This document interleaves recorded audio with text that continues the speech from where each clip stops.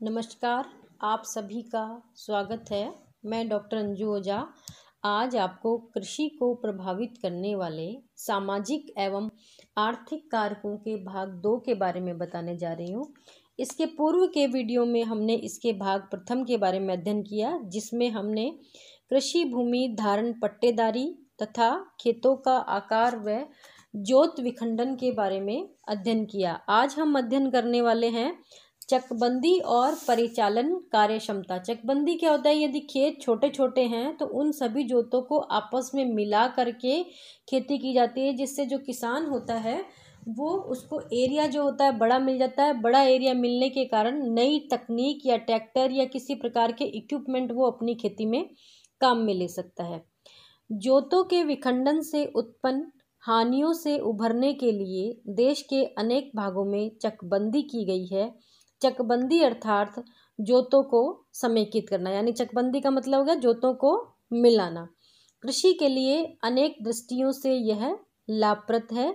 चकबंदी द्वारा अनावश्यक श्रम से बचा जा सकता है और किसान खेत को समेकित बनाकर उसे बाड़ द्वारा निर्धारित कर वह उसकी फसल की उचित देख रेख वो कर सकता है। तो यदि उसने बाड़ या लगा ली है या चकबंदी कर ली है तो खेत बड़ा हो जाता है। इस कारण वो क्या होता है, वो उसकी उचित देखरेख कर सकता है। वह चकबंदी खेत पर फार्म हाउस व मवेशी के लिए छावना निर्माण कर कार्यकुशल परिचालन, देखभाल व सुरक्षा संभव बनाता है। चकबंदी से उत्पन्न अच्छी आकार के जोत पर मशीनों व ट्रैक्टर आदि का प्रयोग किया जा सकता है, जो उत्पादन वृद्धि में सहायक सिद्ध होते हैं। यानी खेत बड़ा हो गया तो उस पर क्या होगा, मशीन और ट्रैक्टर आदि का भी वो उपयोग कर सकता है। किसान को समेकित की गई भूमि पर मिट्टी अपरदन को रोकने के उपाय संभव होते हैं। इससे खेतों को सड़कों द्वारा भी जोड़ा जाना संभव है। यानी वो खेत में इसके द्वारा मृदा अपरदन को भी रोक सकता है और खेतों को सड़कों द्वारा भी जोड़ा जा सकता है। चकबंदी से जोतों की अनेक समस्याओं के समाधान के अतिरिक्त खेतों को एक ऐसा आकार प्राप्त हो जाता है जो कम से कम एक किसान परिवार के जीवन निर्वाह के लिए न्यूनतम आवश्यकता की पूर्ति करता है।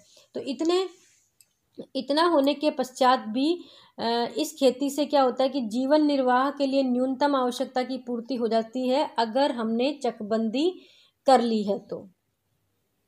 इसके अलावा अगला कारक प्रभावित करता है श्रम। तो श्रम जो है किसी भी फैक्ट्री के लिए जरूरी है, किसी भी कृषि के लिए श्रमिकों का होना जरूरी है। यदि पर्याप्त मात्रा में श्रम उपलब्ध नहीं है तो कि वो कृषि को अधिक प्रभावित करेगा और हो सकता है वहाँ जो कृषि के काम है वो बिना श्रम के हो ही ना पाए।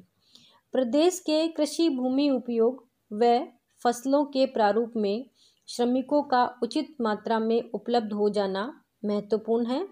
श्रम से तात्पर्य सभी प्रकार की मानवीय सेवाओं से है, यानी मानव द्वारा जो भी कार्य किए जाएंगे वो सारे श्रम की कैटेगरी में आएंगे, जो कृषि कार्य संपादन में योग देती है। पूंजी से संबंधित और अंतिम निर्णय के अधिकार स्वामी के हैं, परंतु खेतों में फसल के बोने से लेकर काटने और मंडी तक ले जाने में समय समय पर विभिन्न कौशल वाले श्रमिकों की आवश्यकता पड़ती है।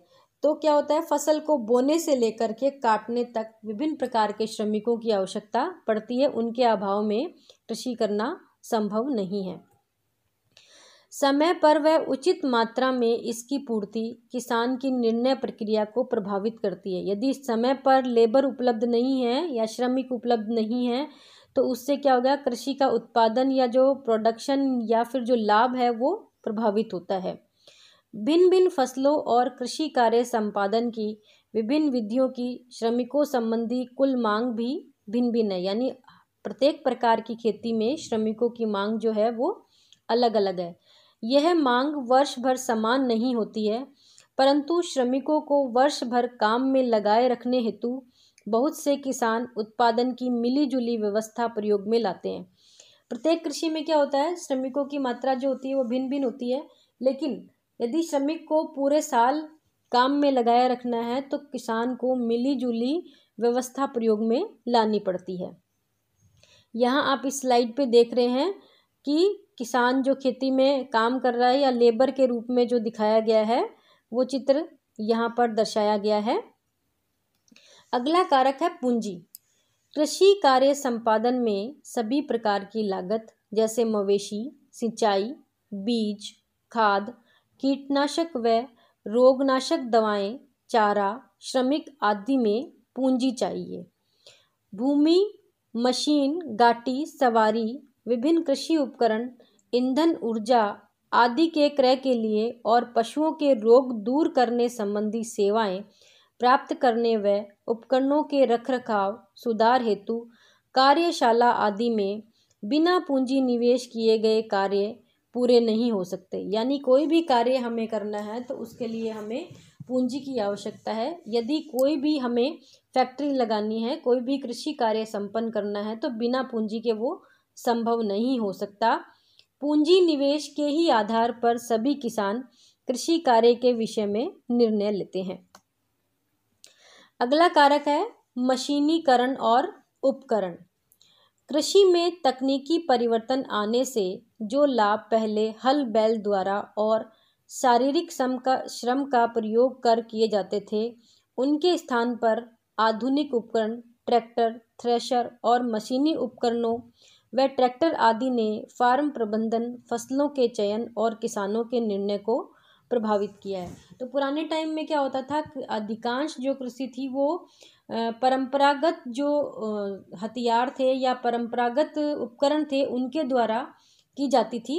वर्तमान में क्या है कि हल और बैल की जगह थ्रेशर, ट्रैक्टर आदि ने ले ली है और तकनीक भी बहुत एडवांस आ गई है। इसलिए यदि खेत बड़ा है तो उस पर मशीनीकरण और उपकरण के द्वारा उत्पादन को बढ़ाया जा सकता है।